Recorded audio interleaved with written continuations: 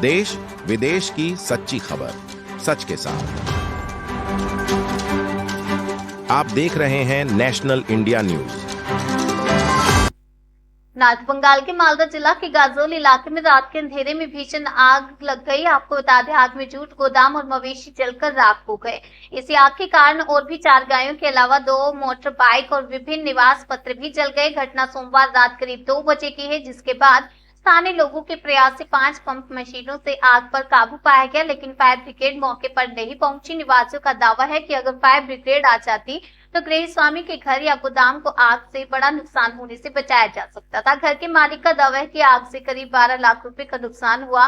गाजोल के विधायक चिन्मय देवबर्मन ने उस दिन आगजनी की घटना को दूर किया, खेद व्यक्त किया। उन्होंने हर संभव मदद का भी आश्वासन दिया। नमस्कार। অত্যন্ত মর্মান্তিক এক দুর্ঘটনা আমাদের ময়নার লেনিননগর গ্রাম। এখানকার একজন গৃহস্থ পরিবারের আমাদের আছেন বড়রামদা এবং ওনার বাবা হচ্ছেন অমৃতলাল বিশ্বাস।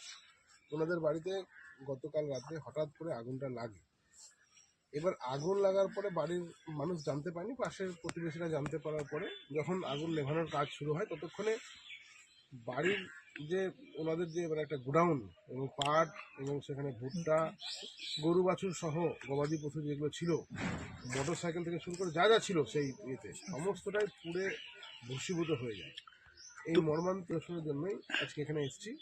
গ্রামবাসীদের অসংখ্য ধন্যবাদ যে তারা হাতে হাত লাগিয়ে এই আগুন নেভানোর কাজ প্রায় 4 ঘন্টা ধরে করে ভোরবেলা প্রায় 5টা সাড়ে 5টা নাগাদ আগুনটা সম্পূর্ণভাবে নেভানো যায়। কিন্তু ততক্ষণে এই ঘরে যা যা ছিল, যা যাবতীয় ছিল সমস্তটাই পুড়ে ছাই হয়ে যায়। বলছি, দেখুন, এটা আমাদের লজ্জা। মানে আমিও এখানকার একজন জনপ্রতিনিধি হিসেবে আমারও লজ্জা, কারণ বহুবার বলে, দীর্ঘদিন ধরে প্রশাসনকে বলে, এই উদাসীন রাজ্য সরকারকে বলেও আমরা কোনো ফল লাভ করতে পারিনি।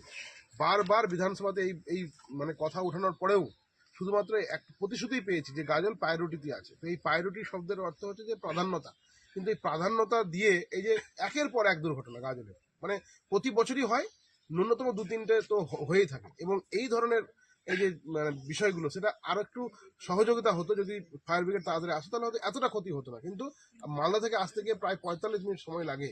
এটা আমরা বারবার অনুরোধ করার পরেও গাজলের মতো একটা মানে কি বলবো ডেভেলপ জায়গা, যেখানে বিভিন্ন ধরনের কলকারখানা থেকে শুরু করে অনেক ধরনের বাণিজ্যিক ব্যবস্থা এখানে বাড়ছে, তারপরেও এখানে ফায়ার ব্রিগেডের কোনো দেখা নেই।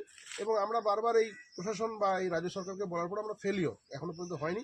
সেই জন্য আমাদের এই ভোগান্তি বাড়ছে। আমি অনুরোধ করবো প্রশাসনের কাছে, রাজ্য সরকারের কাছে, মাননীয় মুখ্যমন্ত্রীর কাছে, যেন তারা অতি দ্রুত গাজলের যে মানে ফায়ার ব্রিগেড সেটাকে যেন বাস্তবায়ন তারা করে, বা করলে গাজলবাসীর অনেক উপকার হতে পারে।